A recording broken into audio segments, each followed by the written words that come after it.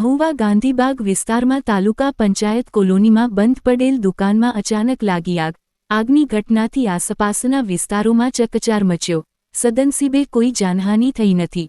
Fire team દ્વારા આગ પર કાબૂ મેળવવામાં આવ્યો. વધુ વિગતોની રાહ. બ્યુરો રિપોર્ટ, ભારત વિચાર સંવાદ ન્યૂઝ, મહુવા.